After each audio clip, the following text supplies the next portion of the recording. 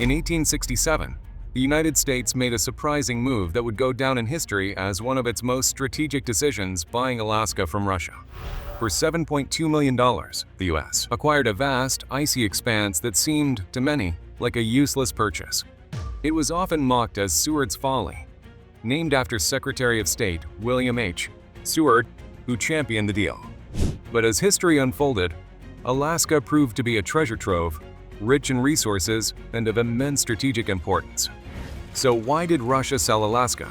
And what prompted the U.S. to take the deal? Let's unravel the fascinating history behind the purchase and explore how Alaska became a vital asset for the United States. Russia's motivation to sell Alaska. By the mid-19th century, the Russian Empire was one of the largest and most powerful in the world, stretching across Europe, Asia, and even into North America. Russian explorers had settled Alaska in the 18th century, establishing the Russian-American Company to manage the territory and exploit its resources, particularly the fur trade. Sea otter pelts in particular were highly valued, and Alaska was abundant with them. However, the fur trade led to overhunting, and by the 19th century, the sea otter population had drastically declined, making Alaska less profitable for Russia. In addition to dwindling profits, Russia faced a series of challenges that made maintaining control over Alaska difficult. The region was remote, and transportation between Alaska and Russia was arduous. Supply lines were long, and defending Alaska, especially in times of conflict, was nearly impossible. As Russia faced financial difficulties, partly due to costly wars and other territorial expansions, Alaska became a burden. Russia also worried about British expansion in North America. British Canada bordered Alaska to the south, and Russia feared that if war broke out, Britain might seize Alaska easily, leaving Russia empty-handed. Selling Alaska to the United States, a friendly nation, presented a strategic option to secure some financial gain from the territory while preventing it from falling into British hands. The United States' interest in Alaska. In contrast to Russia's waning interest in Alaska, the United States was at the peak of its manifest destiny era, a belief that the nation was destined to expand across the North American continent.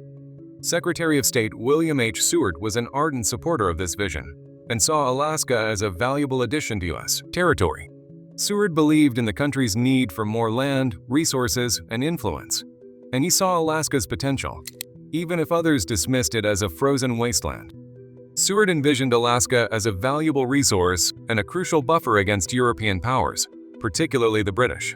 The territory's strategic position, located between North America and Asia, could open new trading opportunities with Asia and provide access to the rich resources of the Pacific Ocean. Seward was convinced that Alaska would one day be an essential asset for the U.S., economically and strategically.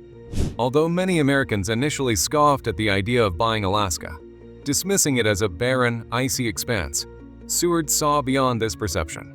He argued that Alaska could prove profitable for resource exploitation, trade routes, and national security. Despite facing opposition from Congress and the public, Seward's conviction led him to push the negotiations forward. The negotiation process and purchase agreement. In 1867, Seward began official negotiations with Russian diplomats. Despite his enthusiasm, he faced an uphill battle against public opinion and political skepticism. Many people, including members of Congress, saw Alaska as a costly icebox with little to offer. But Seward remained determined. After lengthy discussions, Seward and the Russian ambassador, Edward D. Stokel, agreed on a price of $7.2 million, roughly 2 cents per acre.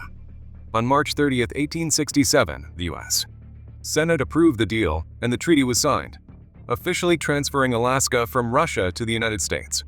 The transfer ceremony took place in Sitka, Alaska, on October 18, 1867. There, the Russian flag was lowered, and the American flag was raised, symbolizing the handover.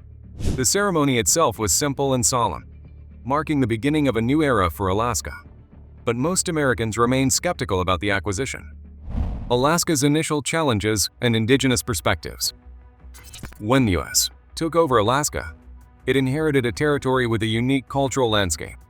Indigenous groups, including the Aleuts, Tlingit, and other tribes, had lived in Alaska for thousands of years. They had developed rich cultures, adapting to Alaska's harsh conditions and thriving through fishing, hunting, and trading. Under Russian rule, indigenous populations had suffered from disease, exploitation, and forced labor, leading to significant cultural and social upheaval. U.S. governance brought its own challenges. Initially, Alaska was under military rule, and the new government struggled to establish order in the vast, rugged land. Relations between the U.S.